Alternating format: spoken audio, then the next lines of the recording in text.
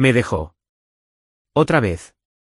Las dos primeras frases son un puñetazo en el estómago, una píldora amarga que me trago con el sabor metálico de mi medicación matutina. No es como en las películas. No hay persecución dramática en el aeropuerto. No hay confesiones entre lágrimas bajo la lluvia. Solo el clic silencioso y devastador del cierre de una maleta y el eco hueco de sus pasos alejándose sobre el suelo de madera pulida. Me llamo David. Tengo 34 años, soy ejecutivo de marketing, o al menos lo era antes de que mis células decidieran amotinarse. Ahora soy un paciente de cáncer, y al parecer, un hombre abandonado.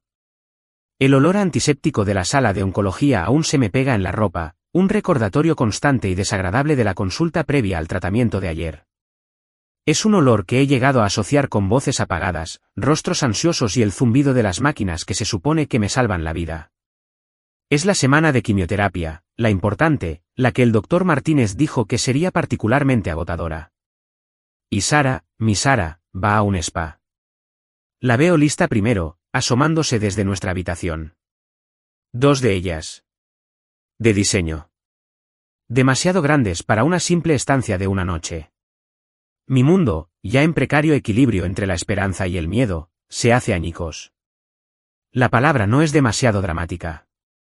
Es exactamente lo que siento, como si la frágil apariencia de nuestro «estamos juntos en esto» se hubiera destrozado, revelando la cruda realidad de su desapego. ¿Vas a algún sitio?, pregunto, con una voz extrañamente tranquila, como la de una desconocida en mis oídos. El aire de la habitación está cargado de palabras no dichas, de lo que no hemos dicho en semanas. Me da la espalda, pero veo la tensión en sus hombros. ¿Solo un fin de semana, David, un viaje de chicas? Necesito un descanso.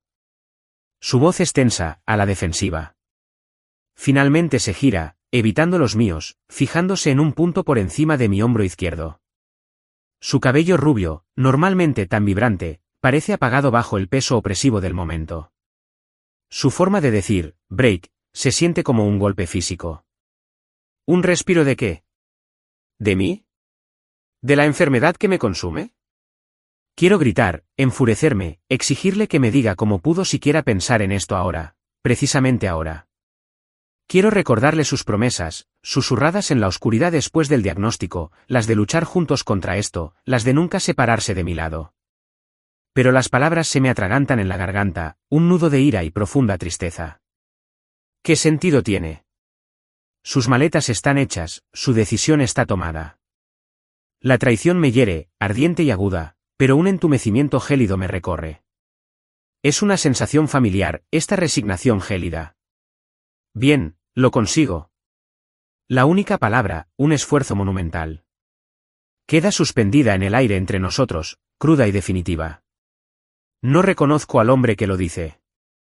Es alguien más fuerte, o quizás alguien que ha aprendido la inutilidad de rogar. Este discreto gesto de poder, esta negativa a suplicar, parece sorprenderla más que cualquier arrebato. Sus justificaciones, cuidadosamente elaboradas, fallan. Murmura algo sobre la necesidad de recargar energías, sobre no serme útil si está estresada. Las excusas son endebles, transparentes. Asiento con la cabeza, el olor antiséptico del hospital me abruma de repente y me provoca náuseas. Casi puedo sentir los efectos de la quimioterapia, aunque la infusión no es hasta mañana. El peso de todo esto, la enfermedad, su abandono, me oprime, dejándome sin aire.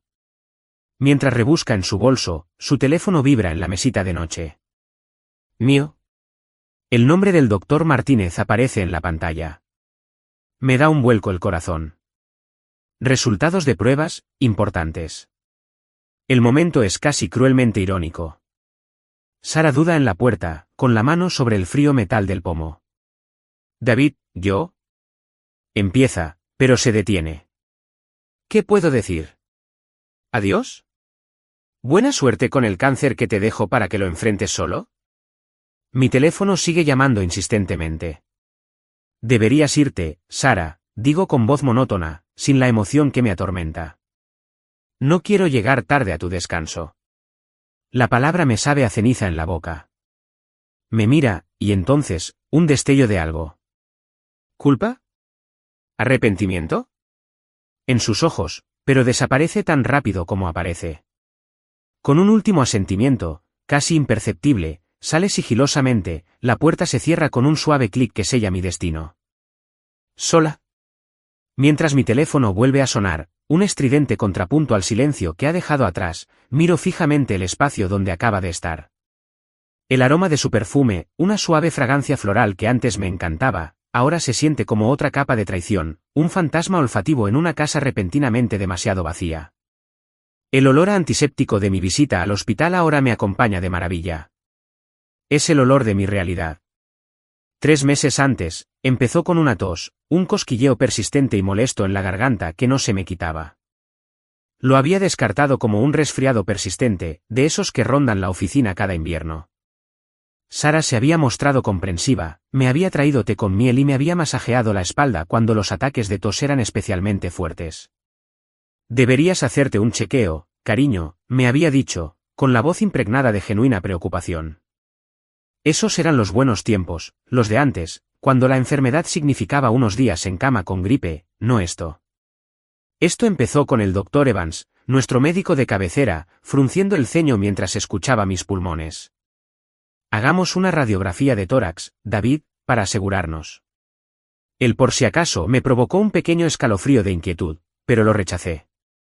Tenía 34 años, estaba sano y no fumaba. ¿Qué podía ser? Cuando la radiografía mostró una sombra, la inquietud se convirtió en un nudo frío de temor.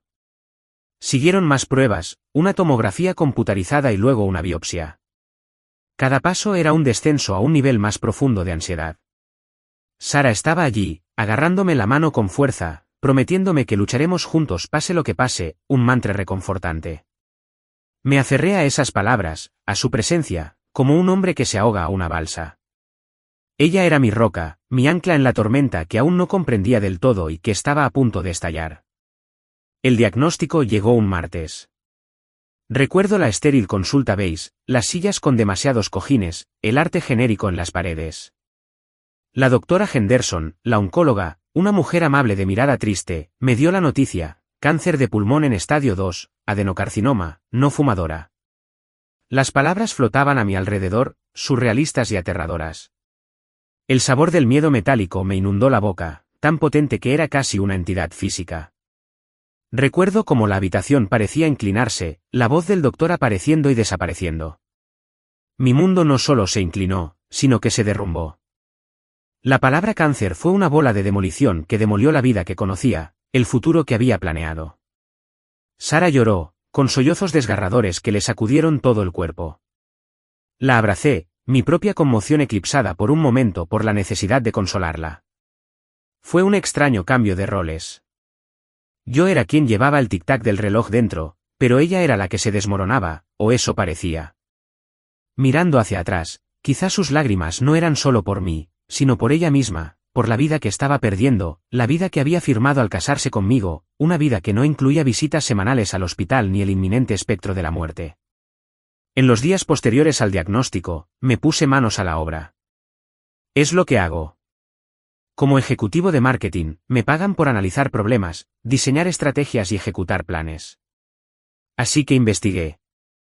Devoré revistas médicas, foros de pacientes, protocolos de tratamiento, quimioterapia, radioterapia, posibles cirugías, efectos secundarios, tasas de supervivencia, ensayos clínicos. Creé hojas de cálculo, listas de preguntas para el Dr. Henderson y citas para una segunda opinión. Este enfoque metódico era mi estrategia silenciosa de poder, mi forma de recuperar el control en una situación que parecía completamente incontrolable. Era mi armadura contra el miedo que amenazaba con paralizarme. Sara, sin embargo, pareció retirarse. Su torrente inicial de lágrimas dio paso a una especie de positividad forzada. Tenemos que mantenernos positivos, David, decía, sin que su sonrisa llegara a sus ojos. El estrés es malo. Me daba una palmadita en el brazo y luego buscaba una excusa para salir de la habitación. El contacto físico se hizo menos frecuente.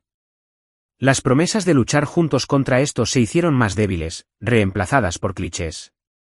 Las primeras señales de su malestar con mi enfermedad fueron sutiles, fáciles de ignorar si no hubiera estado tan al tanto de cada matiz. Una ligera vacilación antes de un abrazo, un cambio repentino de tema cuando intentaba hablar de mis miedos, una creciente carga de trabajo y amigos que la mantenía convenientemente alejada de la cruda realidad que se desataba en casa.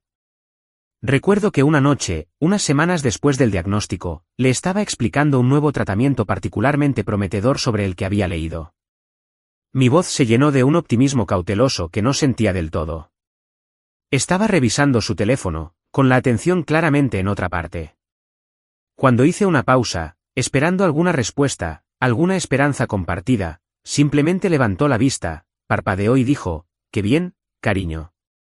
¿Te acordaste de llamar al fontanero por el grifo que goteaba?» La desconexión fue terrible. El grifo que goteaba. Mientras luchaba por mi vida, ese fue el momento en que una pequeña y fría duda sobre su apoyo incondicional se plantó en mi corazón. Sugirió que mantuviéramos una actitud positiva. Luego, evitando mi mirada, volvió a su teléfono, dejándome sola con mi investigación y la escalofriante premonición de que esta lucha podría ser solo mía. La primera sesión de quimioterapia es una confusión de nerviosismo y anticipación, y el acre olor a químicos. Sara me conduce. Es silenciosa, con los nudillos blancos al sujetar el volante. En la sala de quimioterapia, rodeada de otros pacientes en diversos estados de silenciosa resistencia, la realidad me golpea con fuerza. El goteo intravenoso, el líquido frío que serpentea por mis venas, la certeza de que este veneno está destinado a salvarme. Es una paradoja brutal. Sara está sentada a mi lado, hojeando su teléfono, con una revista sin abrir en su regazo. Me ofrece sonrisas forzadas de vez en cuando. Cuando la enfermera viene a revisarme las constantes vitales, Sara se queja del olor del hospital, con una leve arruga de disgusto en la nariz. Se pega a todo, susurra, como si el olor en sí mismo fuera una ofensa personal. Veo a los demás pacientes, algunos con familia, otros solos, con sus rostros marcados por una serena dignidad a la que solo puedo aspirar. Me siento profundamente vulnerable. A medida que pasan las semanas, la presencia de Sara durante mis tratamientos se vuelve más esporádica. Una reunión de trabajo importante, una amiga que necesitaba apoyo, un compromiso anterior que había olvidado por completo. Las excusas se acumulan, cada una de ellas una pequeña astilla en los cimientos ya fracturados de nuestra relación. Mi debilidad crece con cada ciclo de quimioterapia. Las náuseas son implacables, el cansancio, un peso aplastante que me mantiene clavada en la cama durante días.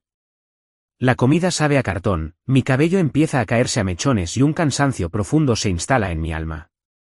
La textura áspera de las mantas del hospital contra mi piel, cada vez más sensible, se convierte en una pequeña tortura, una irritación constante. En contraste, la vida social de Sara parece florecer. Hay más salidas de chicas, más brunches de fin de semana, más salidas de compras improvisadas.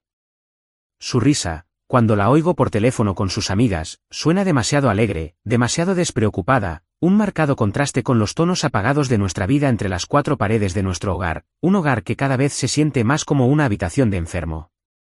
Siento que me marchito, no solo por el cáncer y la quimioterapia, sino por la desnutrición emocional que me causa su ausencia.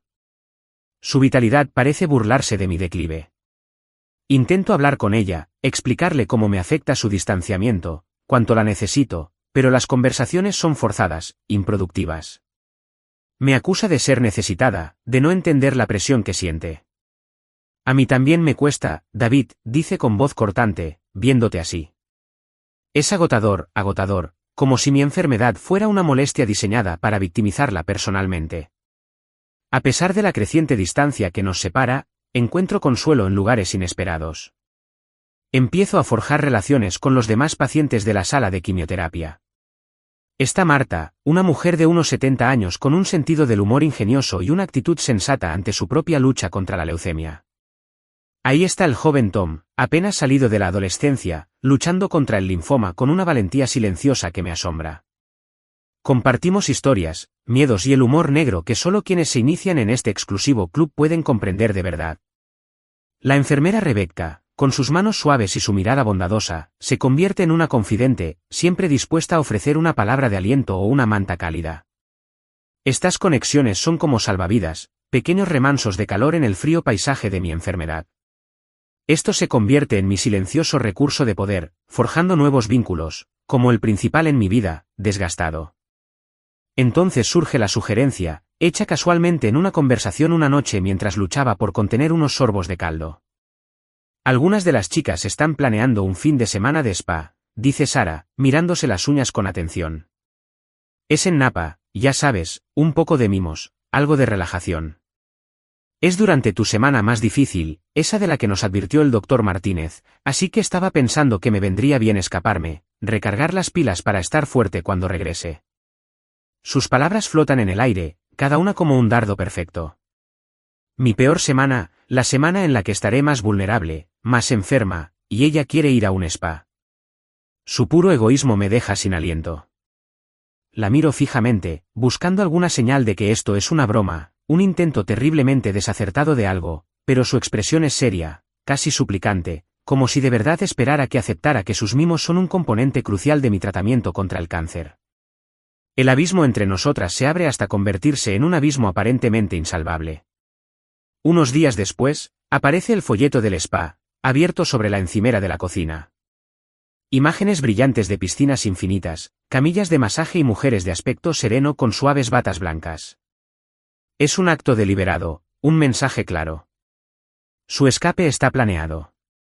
El folleto es un testimonio crudo y a todo color de sus prioridades, un vibrante toque de amarillo brillante contra el gris apagado de mi realidad. Ahí yace, un insulto en letra brillante, un recordatorio constante de su inminente deserción.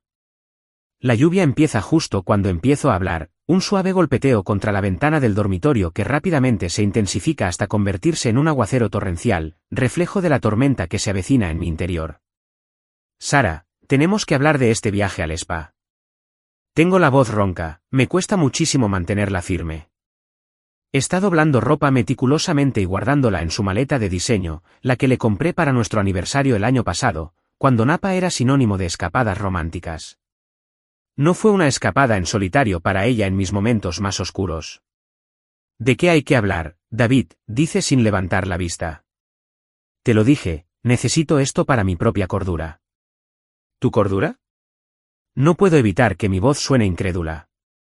Sara, es mi semana de quimioterapia más intensa.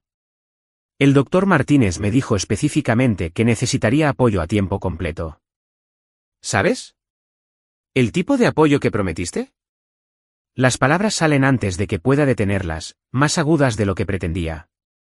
El olor antiséptico del hospital parece haberse instalado en mis sentidos para siempre, un recordatorio constante de la batalla que estoy librando, una batalla que ella prefiere no enfrentar.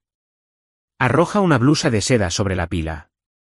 ¿Y qué hay de mí, David? ¿Qué hay de lo que necesito, todo esto del cáncer? No solo te pasa a ti, ¿sabes? Me pasa a mí también. Su voz se alza, como un escudo defensivo. Entiendo que es difícil para ti, Sara. De verdad. Pero dejarme ahora, esta semana en concreto. Me quedo en silencio, la injusticia me ahoga. Siento que mi compostura, ya frágil, empieza a desmoronarse. Aquí vamos, se burla, girándose finalmente para mirarme. Su mirada es fría, su rostro una máscara de resentimiento. Eres tan egoísta, David. Solo piensas en ti mismo, en tu enfermedad. ¿Te has parado a pensar alguna vez en cómo esto está afectando mi vida? ¿Mi carrera? Mis amigos están hartos de oírlo. Ni siquiera puedo salir sin que alguien me pregunte cómo estás con esa mirada lastimera. La acusación, tan descaradamente falsa, después de meses intentando protegerla de lo peor, después de semanas en las que apenas reconoció mi lucha, hace que algo dentro de mí implosione.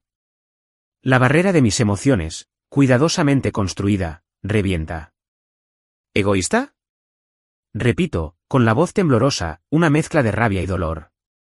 Soy yo quien lucha por mi vida, Sara. Soy yo quien soporta el veneno que me inyectan, las náuseas, el dolor, el miedo a no ver otro cumpleaños. ¿Y me llamas egoísta porque quieres un maldito fin de semana de spa? El sonido de la lluvia contra la ventana es un redoble furioso que subraya la fealdad de nuestras palabras. Esto es todo. El momento en que lo no dicho se vuelve dicho, el resentimiento purulento se abre como una herida. Tengo miedo, David, admite finalmente, con la voz quebrada, la ira momentáneamente sustituida por una vulnerabilidad cruda que me pilla desprevenida. Tengo miedo de perderte, sí, Pero también tengo miedo de esto, de ser cuidadora, de verte desvanecer. Yo no firmé esto. Soy joven. Quiero una vida. Sus palabras, la cruda realidad de su miedo y su resentimiento, pesan en el aire. No me apunté a esto, como si nuestros votos, en la salud y en la enfermedad, tuvieran un asterisco, una cláusula oculta para condiciones consideradas demasiado inoportunas. El sabor metálico del miedo, tan familiar por mi diagnóstico, regresa, pero esta vez está mezclado con el amargo sabor de la traición. Mi mundo cuidadosamente construido, aquel donde ella era mi compañera en esta lucha, se hace añicos por completo. Una calma escalofriante me invade. La ira se desvanece, reemplazada por una profunda y agotada tristeza. No suplicaré. No voy a suplicar. Esto no es una negociación. Es una declaración. Mi silenciosa maniobra de poder es simplemente esta: no seré víctima de su miedo ni de su egoísmo.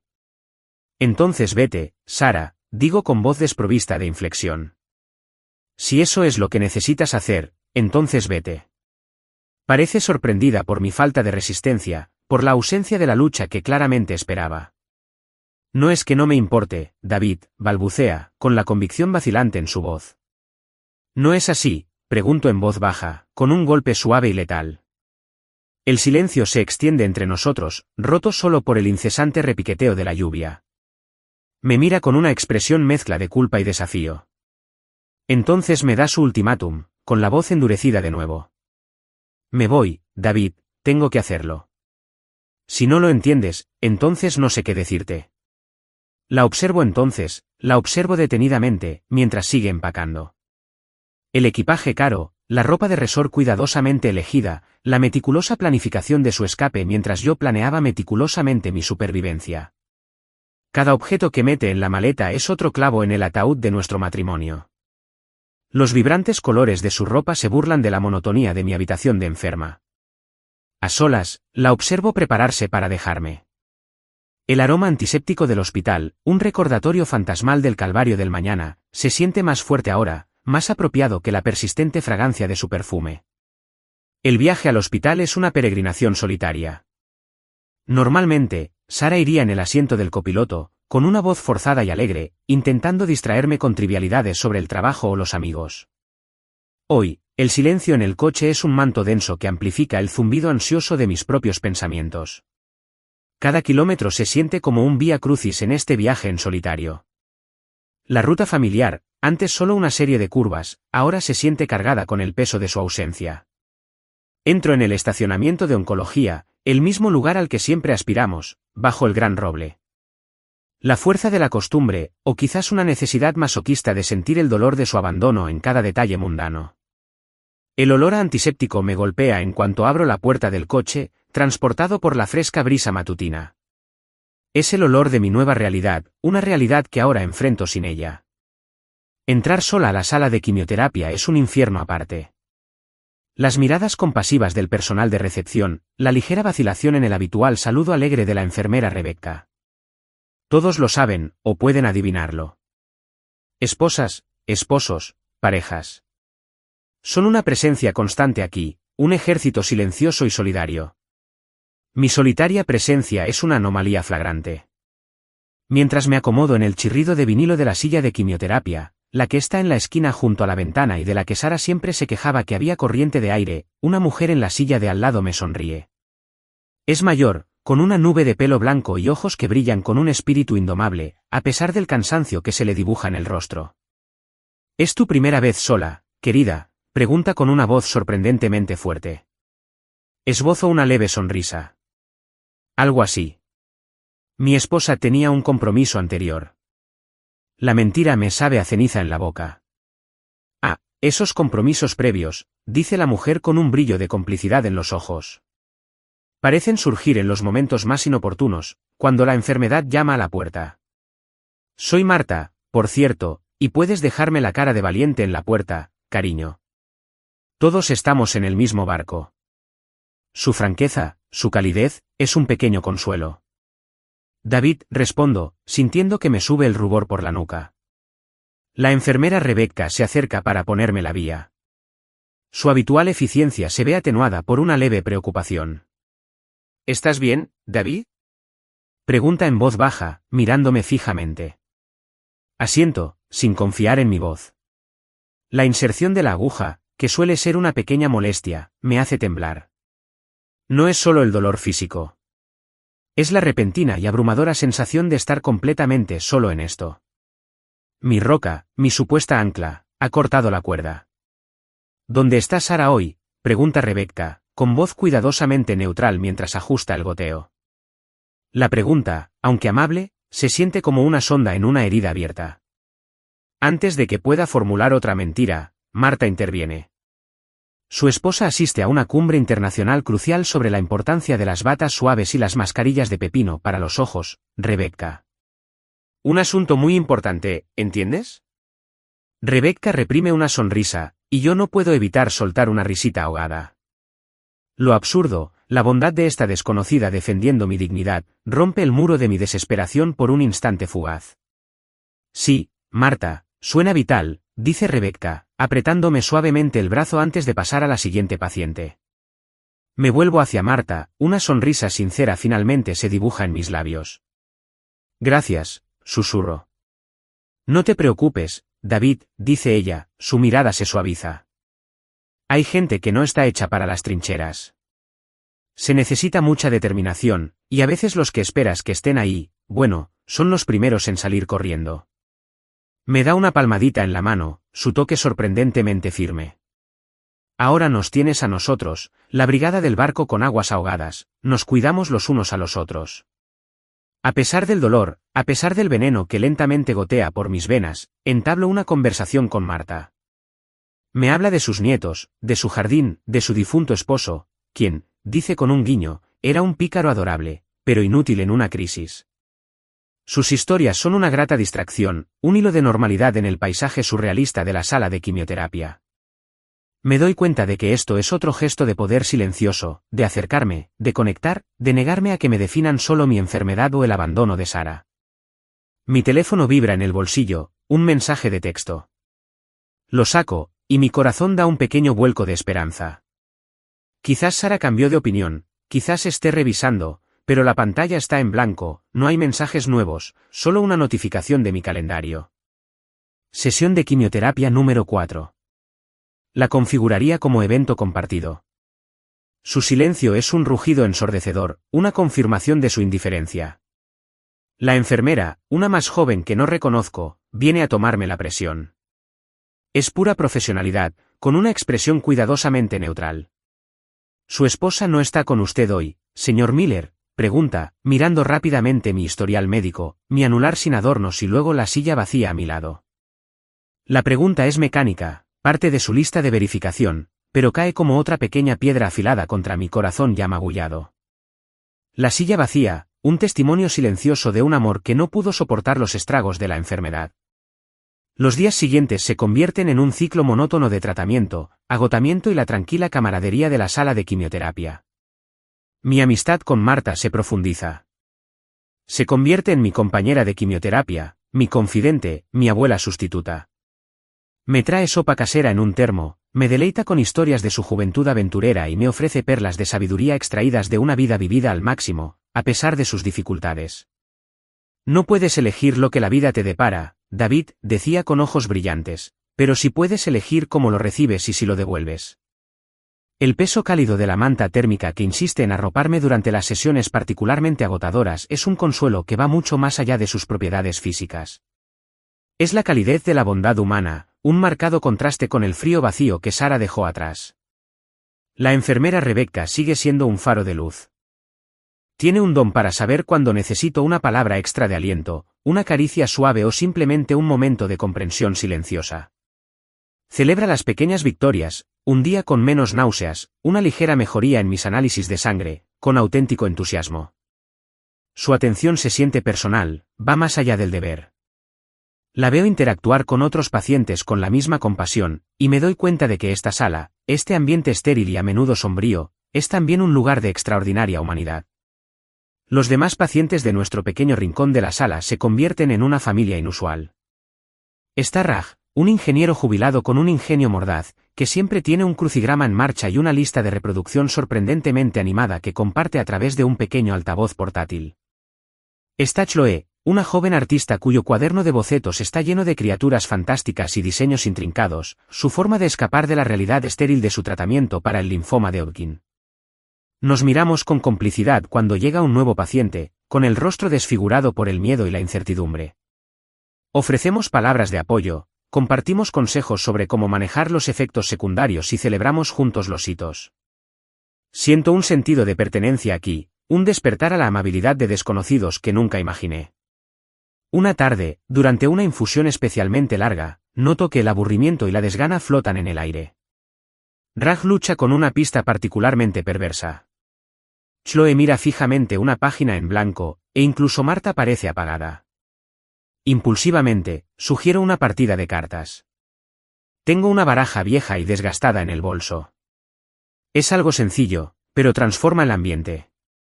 Pronto, la risa resuena en nuestro pequeño rincón, el chasquido de las cartas es un alegre contrapunto al pitido de las intravenosas. Organizar esta partida de cartas improvisada, este pequeño acto de conexión, es otra silenciosa jugada de poder. Soy yo negándome a sucumbir a la melancolía, eligiendo el compromiso en lugar de la desesperación. Mientras tanto, el mundo de Sara, tal como se muestra en las redes sociales, es un vibrante tapiz de sol, comidas gourmet y sonrisas despreocupadas. Su Instagram es una colección selecta de su fin de semana de spa, selfies junto a la piscina con sus amigas, platos de comida ingeniosamente dispuestos y copas de champán alzadas para brindar. Cada publicación es una nueva punzada de dolor, una confirmación visual de su dichosa indiferencia ante mi sufrimiento. Veo su sonrisa radiante, la postura relajada de sus hombros, y la comparo con mi propio reflejo demacrado en el espejo del baño del hospital. El contraste es una dura crítica a sus decisiones. Quiero comentar, arremeter, recordarle lo que estoy pasando mientras ella toma mimosas, pero no lo hago. Simplemente me desplazo por las páginas, las imágenes grabadas en mi memoria. Marta, con su asombrosa habilidad para leer mis estados de ánimo, nota mi angustia. Redes sociales, cariño, pregunta con dulzura una tarde, señalando mi teléfono con la cabeza. Las vidas seleccionadas de los dichosamente ignorantes. No dejes que te afecte. Es pura cortina de humo. La verdadera vida está aquí, dice, señalando nuestro pequeño rincón de quimioterapia. Con determinación y gracia. Más tarde ese mismo día, Marta comparte un poco de su propia historia, algo que rara vez hace. Me habla de su hijo mayor, que vive a 1 hora de aquí, pero no la ha visitado ni una sola vez desde que le diagnosticaron hace 6 meses. Le manda flores, dice, con una tristeza que contrasta con su estoicismo habitual. Flores caras, y me escribe emojis de pensando en ti, pero no se atreve a sentarse aquí, a verme así. Hay gente, David, que te quiere a distancia. No es el amor que necesitas, pero es el único amor que saben dar cuando las cosas se ponen difíciles. Su historia, su silencioso reconocimiento de su propia familia ausente, forja otro vínculo entre nosotros. Es una solidaridad dolorosa, pero solidaridad al fin y al cabo. Me hace sentir menos sola en mi particular tipo de abandono. El aroma antiséptico de la sala, antes símbolo de mi aislamiento, ahora se siente como el telón de fondo de estas nuevas, inesperadas y profundamente preciadas conexiones. El 7º ciclo de quimioterapia me golpea como un tren de carga. Esta es la semana particularmente agotadora de la que advirtió el Dr. Martínez, la que Sara eligió para su retiro de spa. Los efectos secundarios son implacables, una cruel sinfonía de sufrimiento. Las náuseas son una constante compañera, un revoltijo en mi estómago que ni los antieméticos más fuertes pueden controlar por completo. El sabor a cobre y a medicamento para las náuseas es una película permanente en mi boca, haciendo que hasta el agua sea insoportable.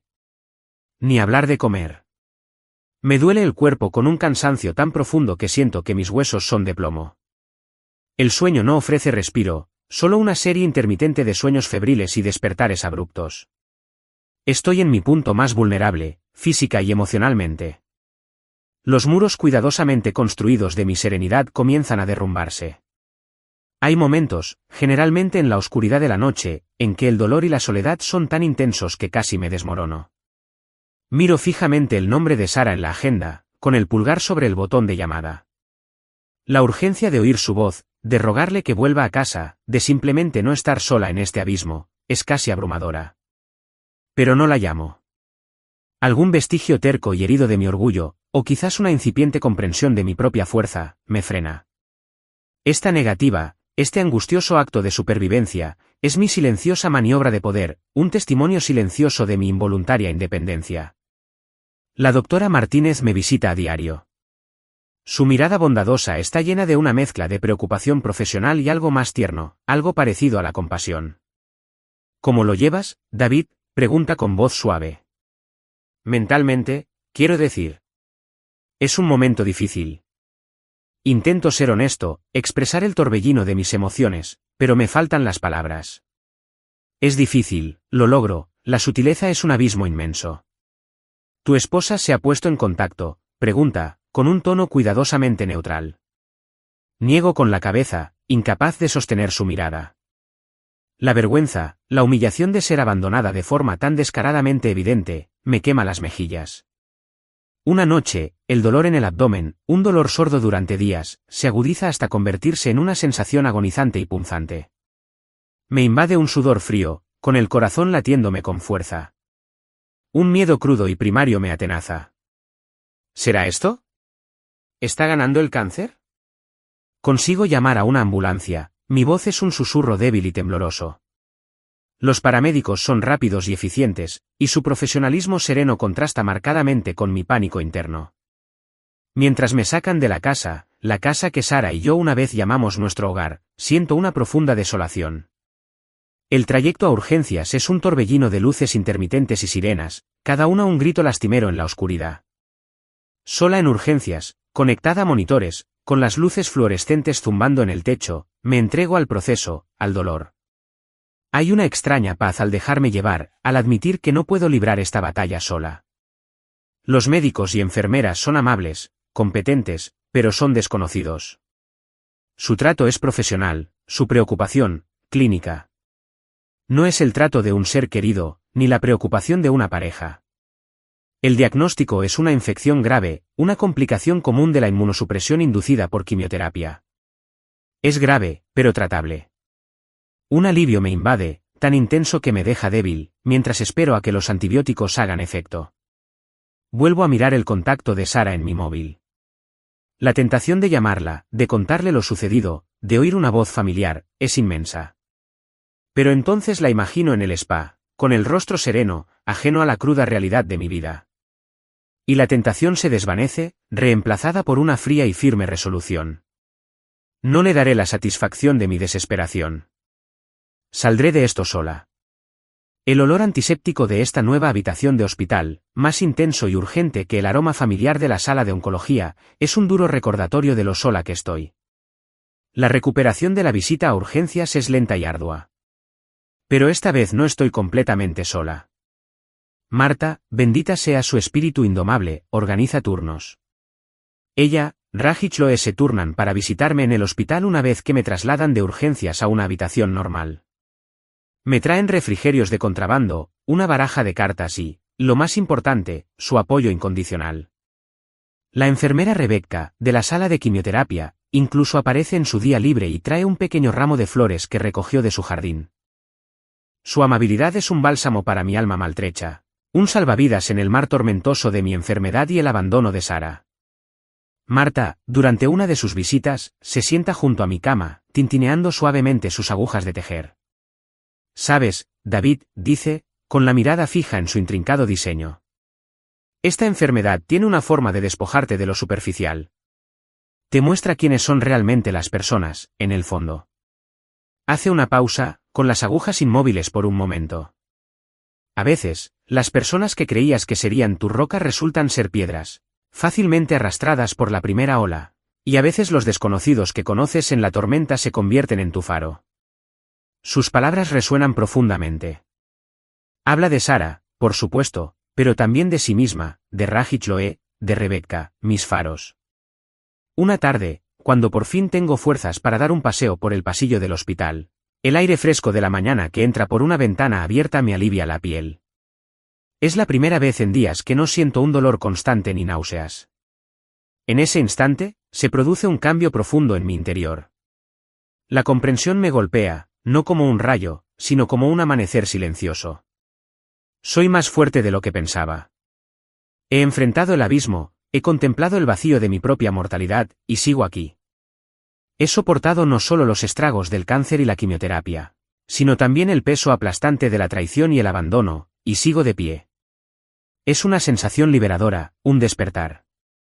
La necesidad de la aprobación de Sara, de su presencia, de su amor, empieza a disminuir, reemplazada por una creciente sensación de autosuficiencia.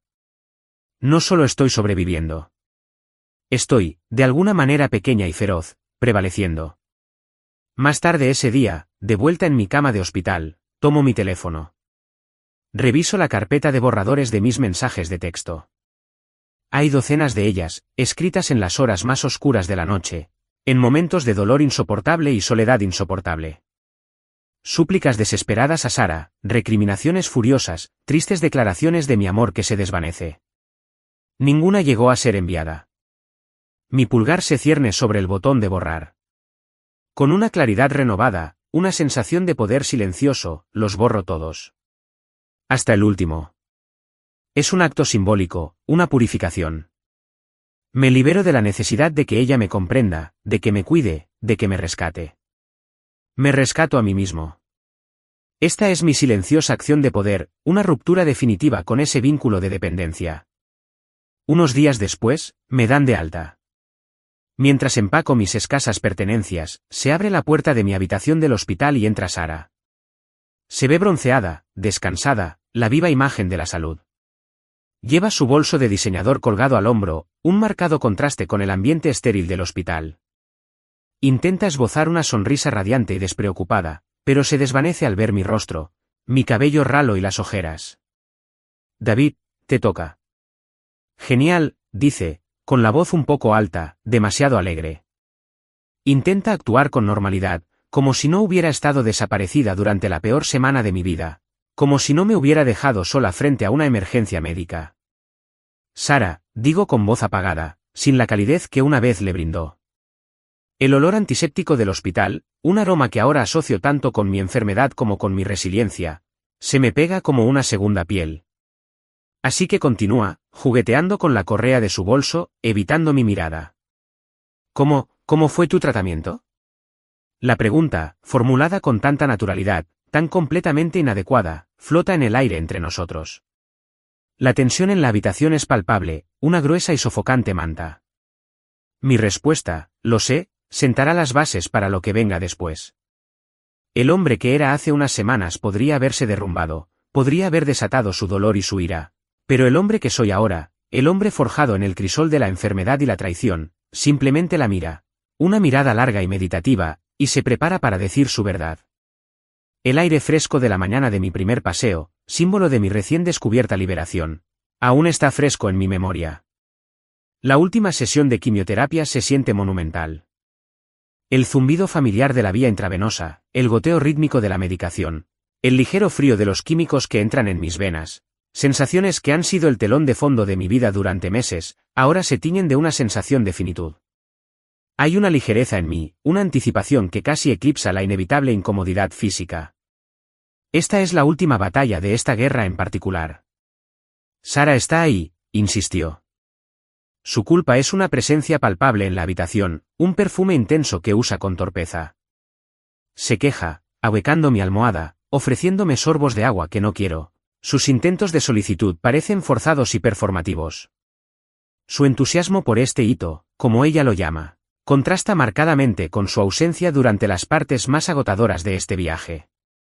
Marta, Raj y Chloe también están aquí, una presencia silenciosa y comprensiva en un segundo plano. Sus sonrisas son genuinas, su alivio por mí, sincero. Son mi fiel cohorte, mis compañeros soldados. «¿Ves a David?», dice Sara con voz exageradamente alegre. «Lo superamos, tal como dije». Nosotros, la palabra, grandes, una nota discordante en la sinfonía de mi silencioso triunfo. Le ofrezco una sonrisa evasiva, concentrándome en el momento, en el simbolismo de esta última infusión.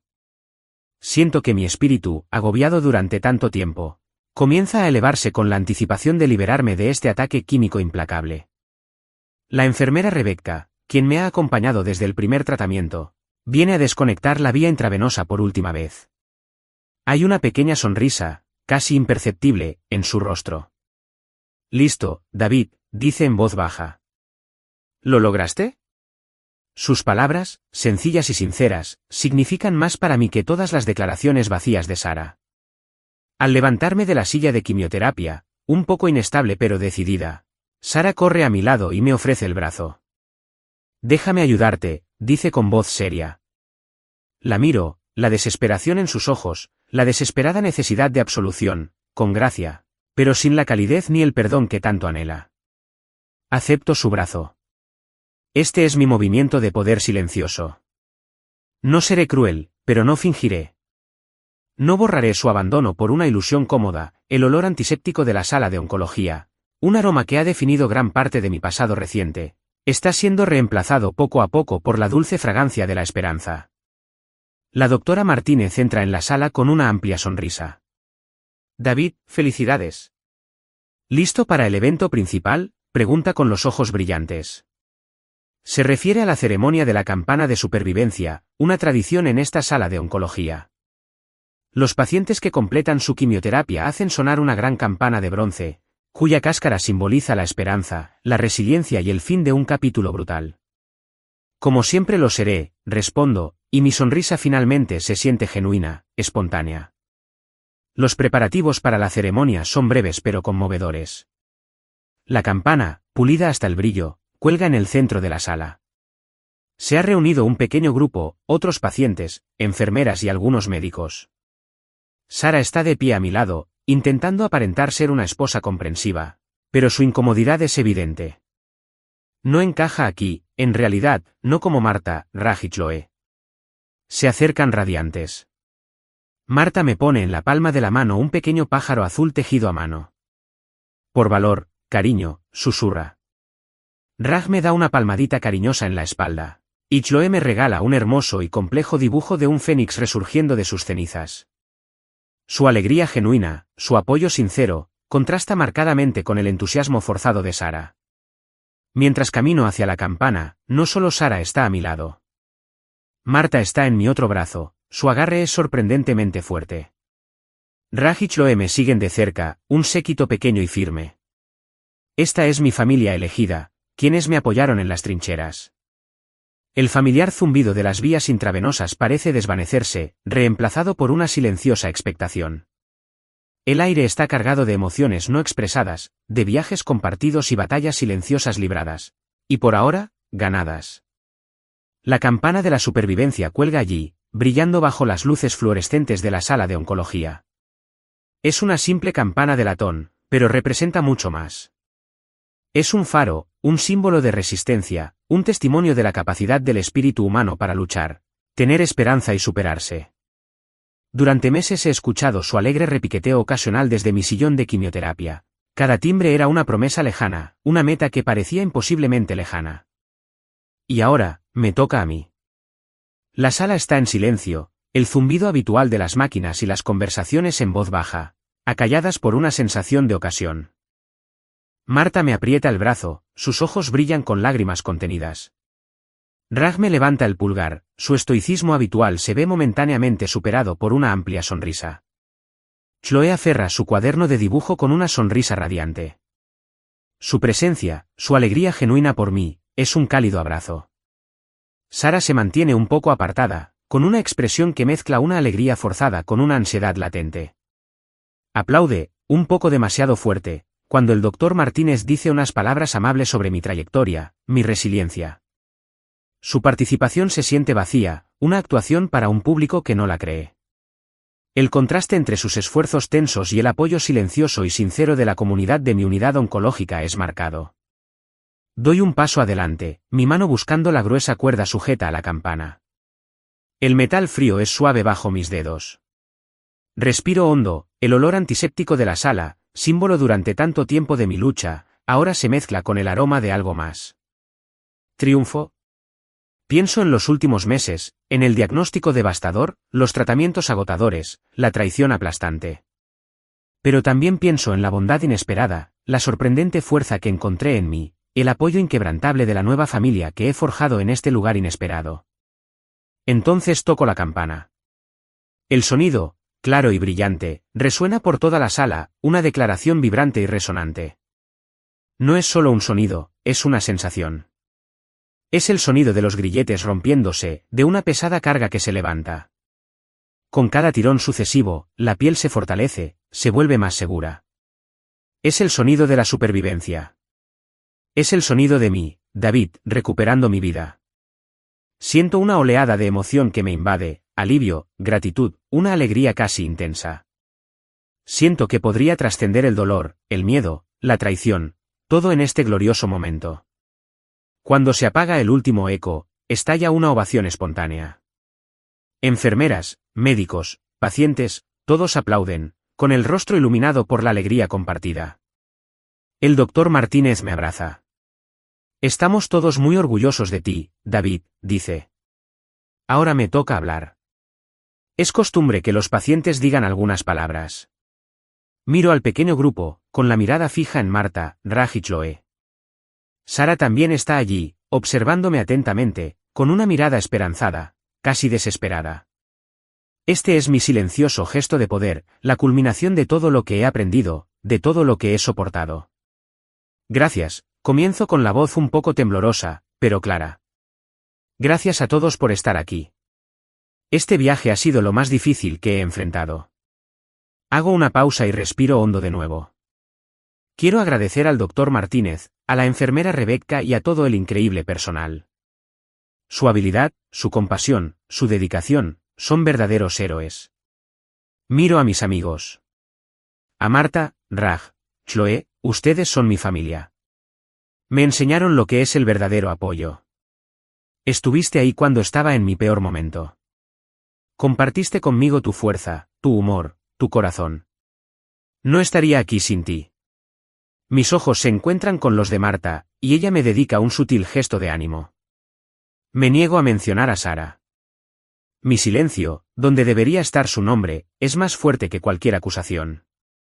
Más tarde, al terminar la pequeña celebración, Sara se acerca a mí con los ojos brillantes. David, eso fue hermoso. Fuiste tan fuerte. Soy fuerte, digo con voz serena. Tenía que serlo. Sobre nosotros, empieza con voz vacilante.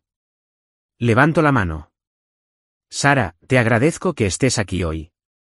Pero tocar esa campana no se trataba solo de sobrevivir al cáncer. Se trataba de sobrevivir a todo lo que conllevaba. Lo no dicho flota en el aire entre nosotros.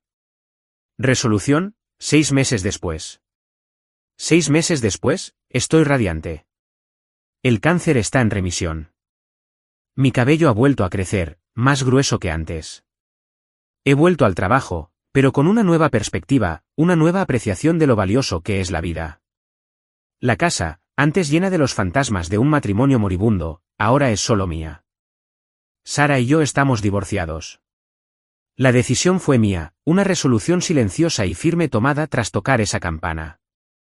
La traición fue una herida demasiado profunda para sanar, una ruptura fundamental de la confianza. Mi familia elegida, Marta, Raj y Chloe, siguen siendo una parte muy importante de mi vida. Cenamos con regularidad, celebramos las pequeñas victorias y seguimos apoyándonos mutuamente. Marta, con su leucemia también en remisión, me enseña a cuidar el pequeño huerto que he empezado en mi patio trasero.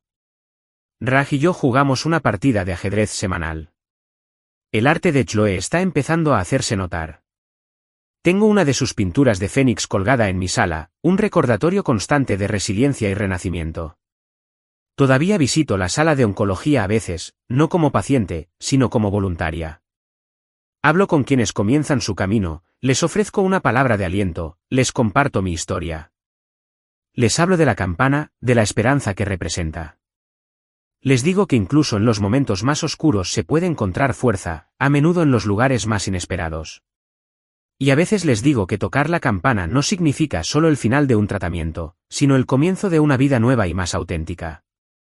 Una vida vivida a tu manera, libre de las sombras del pasado. Una vida donde el único aroma que realmente importa es el dulce y limpio aroma de la libertad.